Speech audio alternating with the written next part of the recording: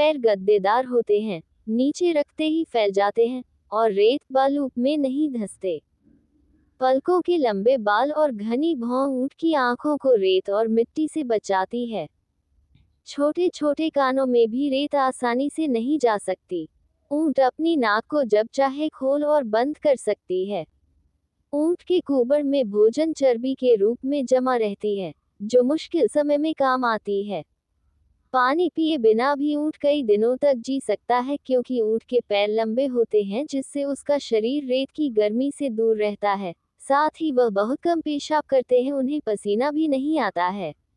जगह जगह पर अलग अलग प्रकार के पौधे भी पाए जाते हैं, जैसे रेगिस्तान में नागफनी, जल में कमल, पर्वतीय क्षेत्र में शंक्वाकार पेड़ जैसे पाइनस, सागवान तथा फन आदि। समुद्र में जंतु तथा पौधे खारे पानी में रहते हैं तथा श्वसन के लिए जल में घुली ऑक्सीजन का उपयोग करते हैं। मछलियों का शरीर धारारेखीय होता है, इसे नौकाकार भी कहते हैं। इनका शरीर चिकने शल्कों से ढका रहता है। शल्क इनके शरीर को सुरक्षा प्रदान करते हैं तथा इनकी विशिष्ट आकृति जल में गति करने में सहायक है।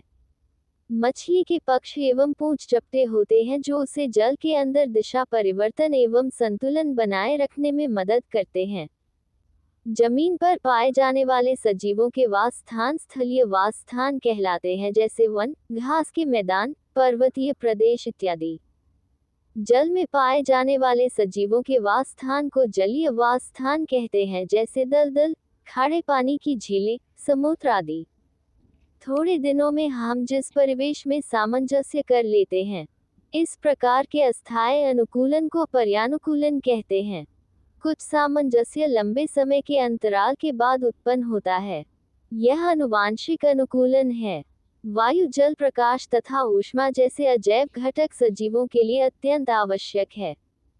मरुस्थल में दिन में तेज गर्मी पड़ती है और रातें अधिक ठंडी होती है। नागफनी, बबूल, क्वारपाठा, कृतकुमारी आदि रेगिस्तानी पौधे हैं। पर्वतीय क्षेत्र में वृक्ष शंक्वाकार तथा शाखाएं तिरछी होती हैं। कुछ वृक्षों पत्तियां सुई के समान होती हैं, इससे वर्षा का जल एवं हिम आसानी से नीचे की ओर खिसक जाते हैं। पर्वतीय जंतु याक की मोटी त्वचा एवं शरीर पर लंबे बाल याक को ठंड से बचाते हैं।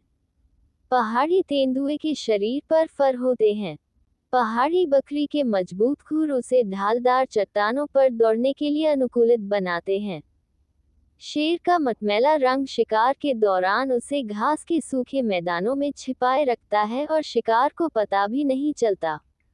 चेहरे के सामने की आंखें उसे वन में दूर तक शिकार खोजने में सहायक होती है तथा शिकार को चारों तरफ देखने में सहायक होती है। हिरण, जो वन या घासस्थल में रहता है, पौधों के कठोर तनों को चबाने के लिए इसके मजबूत दांत होते हैं।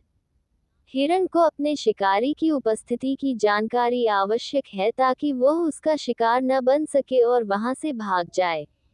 उसके लंबे कान उसे शिकारी की गतिविधि की जानकारी देते हैं। इसके सिर के पार्श्व में दोनों ओर स्थित आंखें दोनों दिशा में देखकर खतरा महसूस कर सकती है। हिरण की तेज गति उसे शिकारी से दूर भागने में सहायक होती है।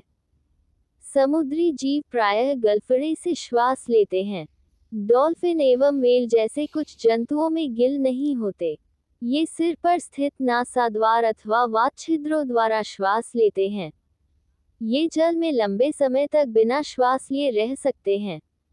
वे समय समय पर जल की सतह पर आकर श्वसन छिद्रों से जल बाहर निकालते हैं एवं श्वास द्वारा स्वच्छ वायु अंदर भरते हैं। पौधों का तना लंबा, खोखला एवं हल्का होता है। तना जल की सतह तक वृद्धि करता है, जबकि पत्तियों एवं फूल जल की सतह पर प्लवन तैरते करते रहते हैं। आपने तालाबों में कमल के पौधों को देखा होगा। कुछ जलीय पौधे जल में पूरी तरह डूबे रहते हैं। ऐसे पौधों के सभी भाग जल में वृद्धि करते हैं। इनमें से कुछ पौधों की पत्तियां संकरी एवं पतले रिबन की तरह होती हैं। ये बहते जल में सरलता से मुरझाती है। कुछ अन्य पौधों में पत्तियां बहुत अधिक विभाजित होती है, जिससे जल इनके बीच से बहता रहता है और पत्ती को कोई क्षति भी नहीं होती। मेघ के पिछले पांव लंबे, मजबूत होते हैं जो उसे छलांग लगाने एवं शिकार करने में मदद करते हैं। इन पश्चपदों में जालेयुक्त पादांगुलियां होती हैं, जो उन्हें तैरने में सहायता करती है।